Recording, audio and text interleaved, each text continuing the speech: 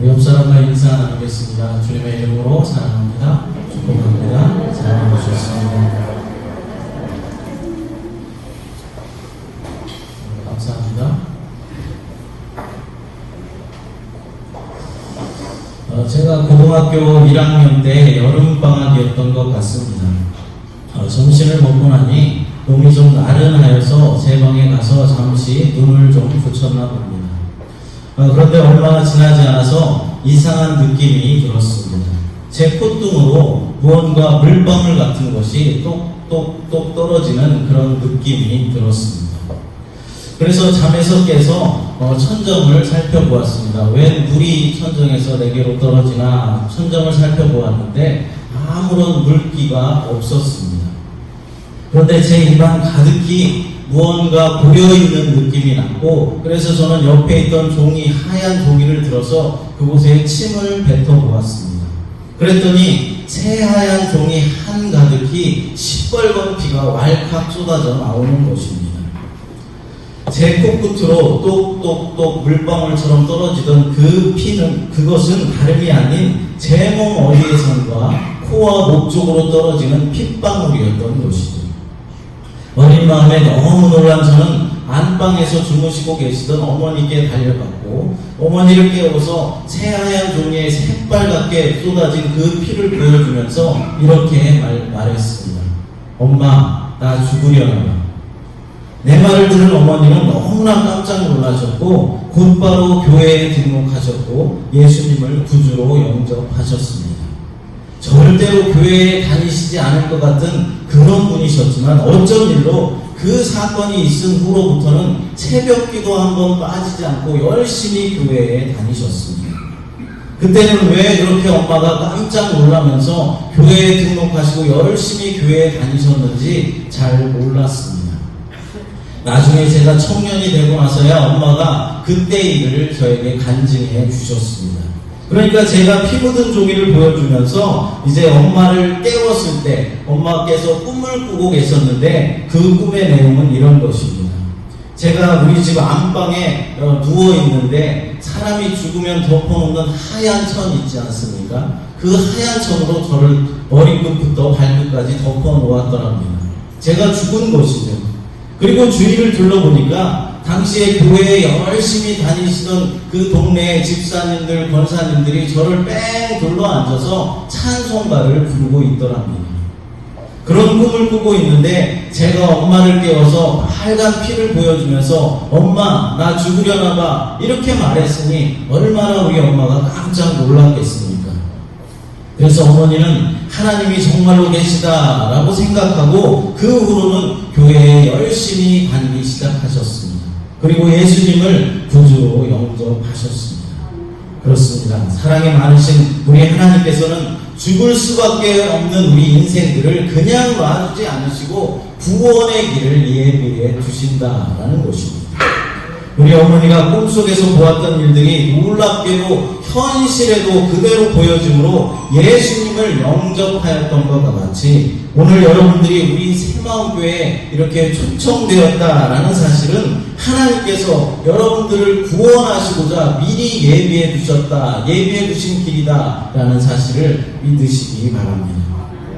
그래서 오늘 드리는 예배를 통하여서 또 선포되어지는 이 말씀을 통하여서 예수 그리스도를 영접하시고 구원의 반열에 오르게 되는 놀라운 은혜와 역사가 있기를 간절히 축복합니다.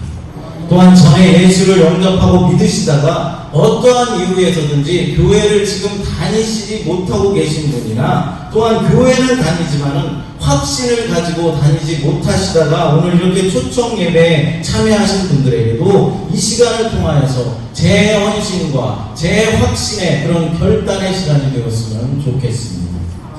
그럼 예수 그리스도를 영접한 사람들에게 어떠한 놀라운 일들이 생겨나게 되는지 오늘 본문을 통하여서 살펴보도록 하겠습니다. 첫째로 하나님의 자녀가 되는 권세를 주십니다.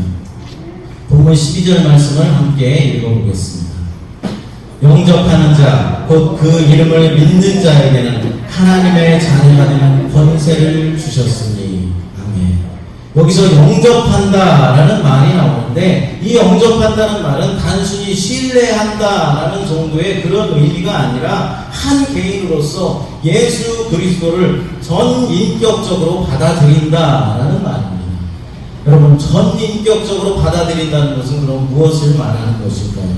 그것은 우리의 지식과 감정과 의지, 우리의 행동까지도 함께해서 예수 그리스도를 받아들인다라는 의미입니다. 그러니까 지식적으로 예수님에 대해서 잘 알아가고 감정적으로 예수님의 사랑을 깨달아서 기쁨과 감사의 눈물을 흘릴 뿐만 아니라 의지적으로도, 그러니까 우리의 행동으로도 예수님의 그 말씀을 실천하며 살아간다라는 것을 의미하는 것입니다. 우리가 예수 그리스도를 영접하기 전에는 어땠습니까? 어떤 상태였습니까? 우리 인간은 죄와 허물로 죽을 수밖에 없는 그런 상태가 되었습니다. 불순종의 자녀로, 진노의 자녀로 전락하고 만 것입니다. 우리 인류의 조상인 아담과 하와는 하나님이 만들어주신 에덴 동산에서 평화롭게 잘 살아가고 있었습니다. 그러나 마귀 사탄의 유혹을 받은 하와가 하나님께서 금지하신 동산 중앙에 있는 선악을 알게 하는 나무의 열매를 따먹었고 남편인 아담에게도 주어서 먹게 하였습니다. 아담과 하와는 선악과를 먹지 않아도 얼마든지 그 에덴 동산에서 풍성한 삶을 살아갈 수가 있었습니다. 선악과만을 제외하고는 모든 실과를 마음껏 먹을 수 있었기 때문입니다. 여러분, 오늘날은 어떻습니까? 죄를 지을 수 있는 환경이 여기저기 너무나 많이 널려 있습니다. 조금만 우리가 눈을 잘못 돌렸다가는 이곳저곳에서 죄의 깊은 수렁에 빠질 수가 있다라는 것입니다. 그러나 아담과 하와가 살던 에덴 동산에는 죄를 지을 그런 환경이 없었습니다. 지금처럼 술집이 질비하게 널려 있는 것도 아니고 돈을 많이 벌어야 먹고 살 수 있는 그런 환경이 아니었습니다. 그럼에도 불구하고 아담과 하와는 단 하나의 장치에 걸려든 것입니다. 바로 선악과를 따먹는 일 말입니다. 어떤 사람은 왜 하나님께서 에덴 동산에 선악과를 만들어 놓아서 그들이 죄를 짓게 했느냐, 선악과 나무만 만들어 놓지 않으셨다면 그들이 죄를 짓지 않았을 것이다 라고 말하는 사람도 있습니다. 그러나 여러분, 선악과 나무는 무엇입니까? 바로 선악과는 하나님을 상징하는 것입니다. 그러니까 하나님께서 에덴 동산의 모든 것들은 너희가 마음껏 누리고 마음껏 먹을 수 있지만은 선악과만큼은 건드리지 말라라고 금지하셨는데, 그 이유는 그 동산 중앙에 있는 선악을 알게 하는 나무를 보고 자신들이 하나님으로부터 창조된 피조물이다라는 사실을 깨닫게 하기 위한 장치였다라는 것입니다. 그러니까 내가 주인이 아니라 하나님 아버지가 모든 것들의 주인이라는 사실을 깨닫기 위해서 그 선악과 나무를 이제 심어 놓으셨다라는 것이죠. 하지만 아담과 하와는 어리석게도 하나님이 먹지 말라고 한 선악과 나무의 열매를 따먹었습니다. 그 열매를 먹으면 어떻게 된다고 했습니까? 너희가 반드시 죽으리라 라고 말씀했습니다. 그래서 우리 인류의 조상은 어떻게 됐습니까? 에덴 동산에서 쫓겨나게 되었고, 여자는 아이를 낳는 고통, 남자는 하루 종일 힘써서 수고하는 노동의 고통을 주신 것입니다. 또한 육체적으로도 정한 시간이 되면 늙어서 죽는 형벌이 주어졌습니다. 원래 에덴 동산은 천국이었습니다. 그래서 그곳에서는 영원히 죽지 않고 살아갈 수가 있었던 곳이죠. 그러나 범죄함으로 말미암아 에덴 동산에서 쫓겨나게 되었고 육체적으로도 죽음을 맞이하게 된 것입니다. 육체적인 죽음뿐만이 아닙니다. 범죄에 의해 우리 인간은 영적으로도 하나님과 영원히 분리되는 그런 영적인 죽음도 당해야 했던 것입니다. 그래서 인간이 죽으면 영원한 지옥불에서 고통당하며 하나님과 분리되는 그런 형벌을 당해야 하는 것입니다. 그런데 긍휼이 풍성하신 하나님께서는 죄와 허물이 많아서 죽을 수밖에 없는 인생들을 구원할 다른 방법을 제시해 주십니다. 그것이 무엇입니까? 하나님의 아들 독생자 예수 그리스도를 믿음으로 말미암아 하나님의 자녀가 되는 권세를 주셨다라는 것입니다.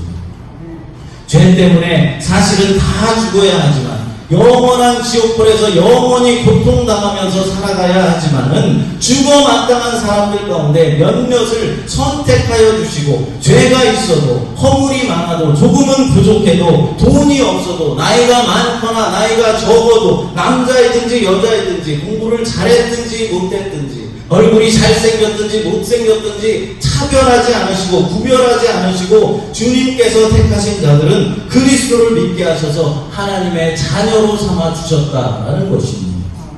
주님께서 택하신 자들이 그럼 누구이겠습니까? 그게 바로 저와 여러분들입니다. 주님께서 불러주셨기에 오늘 이렇게 초청되었고 이 자리에서 함께 주님 앞에 영광 돌리며 예배 드릴 수 있는 것입니다.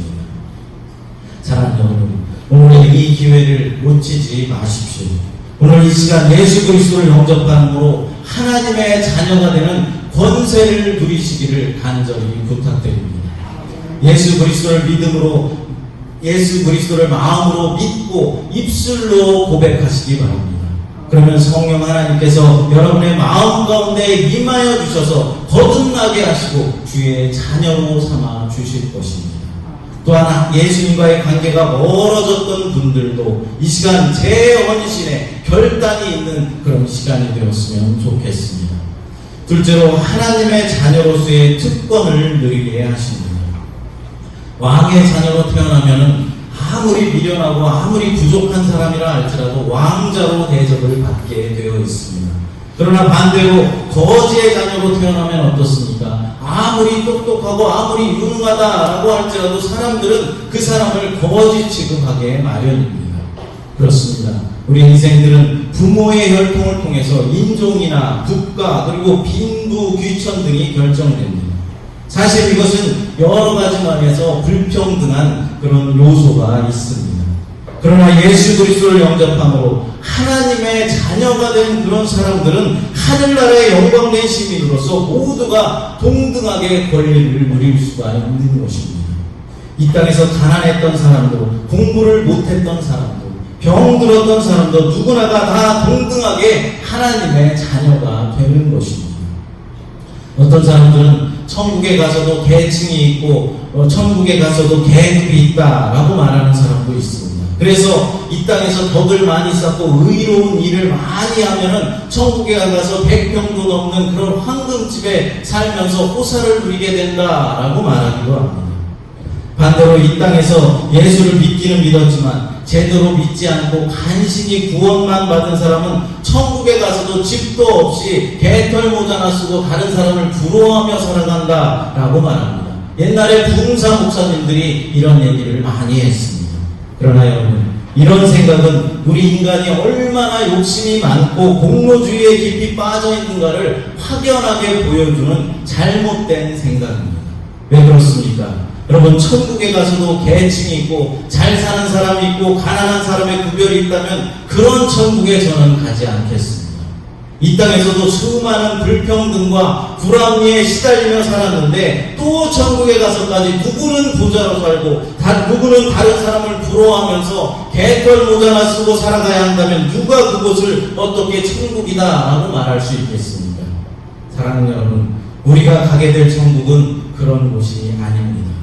이 땅에서 부자로 살았건 가난하게 살았건 그곳은 누구나가 다 행복을 누리며 평화를 누리며 살아가는 곳입니다. 여러분, 한번 생각해 보십시오. 예수 그리스도께서 우리를 구원하시기 위해서 십자가에서 그 값진 보혈의 피를 흘려서 택한 백성들을 구원해 주셨습니다. 그런데 자신의 핏값으로 자신의 피가 뿌려져서 구원한 백성에게 또다시 차별을 두고 누구는 잘 살게 하고 누구는 못 살게 한다는 것이 말이나 되겠습니까? 그런 일은 이 땅에서가 끝입니다. 우리가 최종적으로 들어가게 될 새하늘과 새 땅, 그러니까 저 천국은 누구나가 동등되게 하나님과 함께 영광을 누리며 기쁨으로 살아가는 곳입니다. 하나님과 함께 행복을 누리며 영원히 거하는 우리의 안식처가 되는 것입니다. 여러분, 제게도 3명의 자녀가 있습니다. 딸이 하나 있고 늦둥이로 10년 차이로 아들 2명이 있습니다. 사람들이 가끔 제게 이런 질문을 합니다. 셋 중에 누가 제일 예쁘냐라는 질문을 합니다. 그럼 저는 그 질문을 받을 때마다 세 자녀가 모두 다 예쁩니다 라고 답합니다. 그러면은 에이 그래도 막내 아들이 제일 예쁘지 않나요? 제일 귀엽지 않나요? 그렇게 다시 재차 묻습니다. 사실 막내가 귀엽기는 귀엽습니다. 그러나 큰아들은 큰아들대로 듬직해서 너무 좋고 딸은 딸아이라서 너무나 예쁩니다. 결과적으로 세 자녀가 제게 너무나 소중하고 사랑스러운 자녀들이다라는 것이죠. 옛말에도 10손가락 깨물어서 안 아픈 손가락이 없다라는 말이 있지 않습니까? 하나님도 마찬가지라는 것입니다. 하나님이 선택하여 주신 주의 자녀들 가운데 어느 하나 누구 하나 소중하지 않은 자녀는 없는 것입니다. 모두가 다 존귀한 주의 자녀들입니다. 왜 그렇습니까? 주의 핏값으로 구원한 주의 백성들이기 때문입니다. 독생자 예수 그리스도의 목숨까지 바치면서 산 주의 자녀들이기 때문에 그렇습니다. 그런데 어떻게 차별이 있을 수 있습니까? 어떻게 천국에서까지 불평등한 삶을 살아갈 수 있겠습니까? 그런 생각들은 우리 인간들의 죄된 생각입니다. 하나님의 자녀된 우리는 영원한 천국에서 동등하게 영생 복락을 누리게 될 것입니다. 그럼 천국에 가서만 하나님의 자녀로서의 특권을 누리며 사느냐? 그렇지 않습니다. 물론 우리들의 최종 목적지는 새하늘과 새 땅이겠지만은 이 땅을 살아가면서도 주의 자녀로서 누리는 그런 특권과 유익들이 있다는 것이죠. 신자들이 이 땅에서 누리는 특권이 여러 가지 있겠지만 오늘 이 시간 저는 2가지만 여러분께 말씀드리겠습니다. 첫째로 기도의 특권입니다. 이 세상에 많은 사람들은 어려운 일을 만날 때면 어떻습니까? 자기 지혜로 자기 힘으로 그 어려운 난관을 극복해보고자 여기저기 뛰어다니면서 발을 동동거리며 어쩔 줄 몰라 합니다. 그러나 우리 하나님을 믿는 믿음의 사람들은 어려운 일을 만나면 어떻게 합니까? 먼저 주님 앞에 나와서 주님 앞에 기도함으로 위로함을 받고 또 문제 해결의 열쇠도 받는 것입니다. 그렇습니다. 기도는 하나님의 보호자 앞으로 나오는 놀라운 특권입니다. 하나님을 믿는 사람들은 원하기만 한다면 아무 때나 어디에 있든지 하나님을 만날 수 있고 하나님께 기도할 수 있다는 것이죠. 여러분, 대통령을 만나려 해도 여러 가지 절차와 과정들을 거쳐야 하는 것입니다. 그렇게 쉽게 만날 수 있는 것이 아닙니다. 그러나 우리 하나님은 천지를 창조하신 창조주요 나를 지으신 분이시만 우리가 기도하기만 하면 언제든지 만날 준비가 되어 있고 우리를 만나주시고 우리 기도에 귀를 기울여 주시는 것입니다. 여러분들도 하나님의 자녀가 되어서 이 기도의 특권을 누리게 되시기를 간절히 바랍니다. 둘째로 진리 안에서 자유를 누리는 특권입니다. 사도 바울은 그리스도께서 우리를 자유롭게 하시려고 우리를 해방시켜 주셨다라고 고백하였습니다. 자유는 진리이신 분만이 누릴 수 있는 특권입니다. 진리 되신 분은 오직 하나님 한 분뿐이므로 하나님만이 자유를 누릴 수 있습니다. 하지만 주의 자녀된 우리들도 예수 그리스도와 연합됨으로 진리 안에서 자유를 누릴 수 있는 권세가 주어졌다라는 것입니다. 예수를 믿지 않는 사람들은 어떻습니까? 이사를 한번 하려고 해도 손 좋은 날을 잡아야 합니다. 아무 날이나 이사를 가지 못한다는 것이죠. 이사 가서도 아무데나 못도 박지 못합니다. 자동차를 한 대 사서도 고사를 지내야 합니다. 그래야 마음 놓고 차를 타고 다닐 수 있습니다. 왜 이런 일들을 하는 것일까요? 자유가 없어서입니다. 빛이 없어서입니다. 종교적 어두움에 빠져 있기 때문입니다. 겉으로는 똑똑해 보이는 사람이지만 종교적인 어둠에 빠져 있으면 어리석은 일을 하는 것입니다. 하지만 예수 그리스도를 영접한 사람들은 이런 어리석은 짓을 하지 않습니다. 진리 안에서 자유롭기 때문입니다. 내가 이사하고 싶은 날 이사합니다. 자동차를 사서도 불안해하지 않고 마음껏 타고 다닙니다. 왜 그렇습니까? 하나님께서 우리를 주의 자녀로 삼아주셨기 때문입니다. 주님께서 천군 천사로 날마다 우리를 지켜주심을 믿기 때문입니다.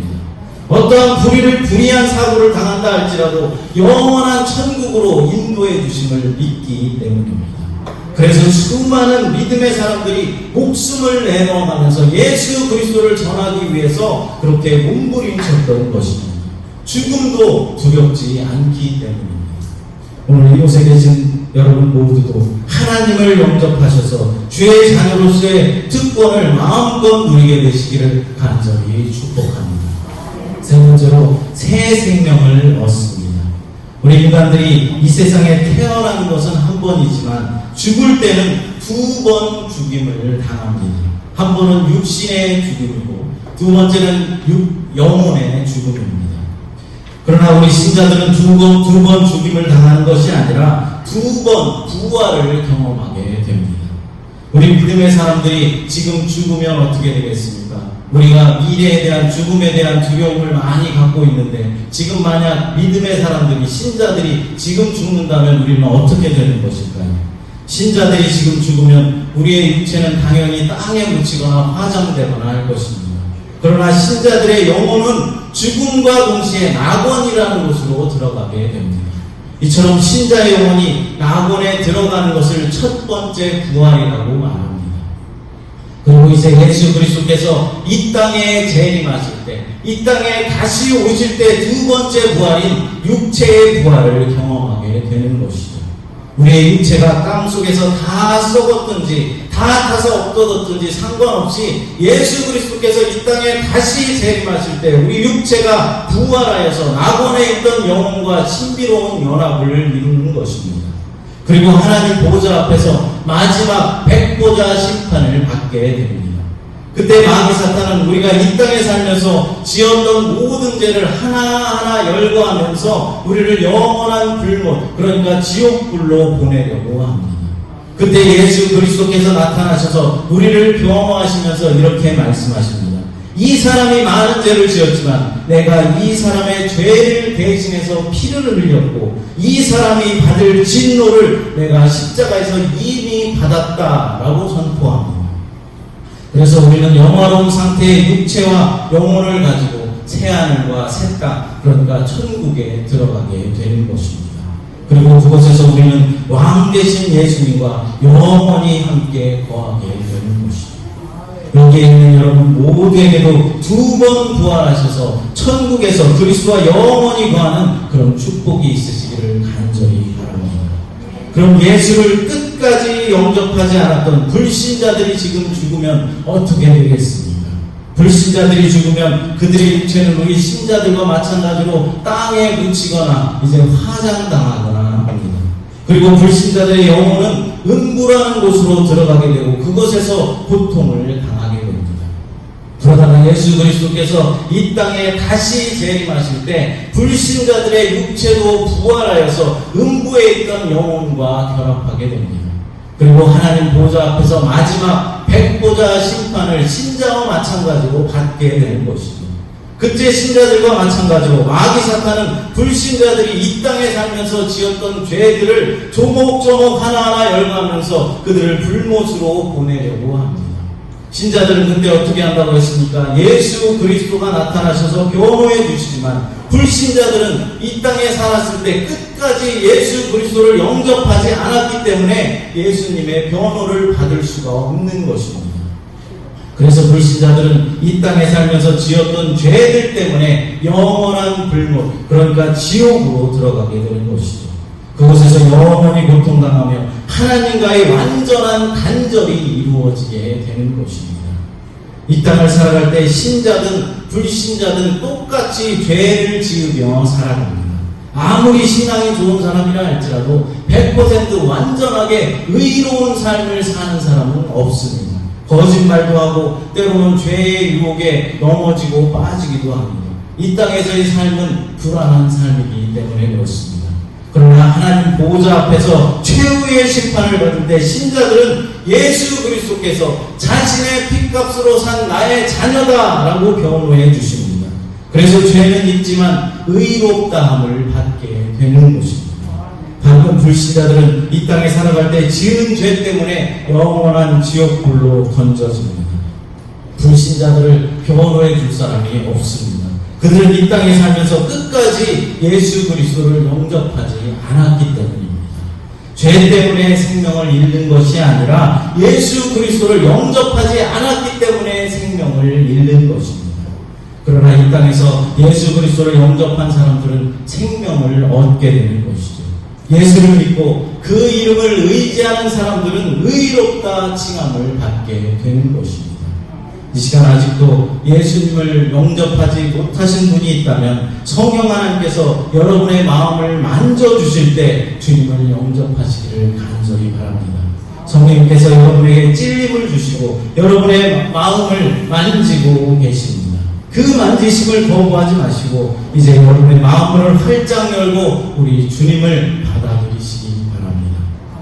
또한 전에 예수를 영접하고 믿으시다가 어떠한 이유에서든지 교회를 떠났었거나 또 교회는 다녔지만 확신을 가지지 못하고 교회만 왔다 갔다 하셨던 분들도 이 시간을 통하여서 재헌신, 재확신의 그런 시간이 되시기를 간절히 바랍니다. 이 시간 함께 이렇게 고백하십시오. 두 눈을 감고 저를 따라서 함께 기도해 주셨으면 좋겠습니다. 큰 소리로 저를 따라서 기도해 주십시오. 하나님, 그동안 하나님을 떠나 죄악 가운데 살던 나의 모든 죄를 십자가의 보혈로 용서하여 주옵소서.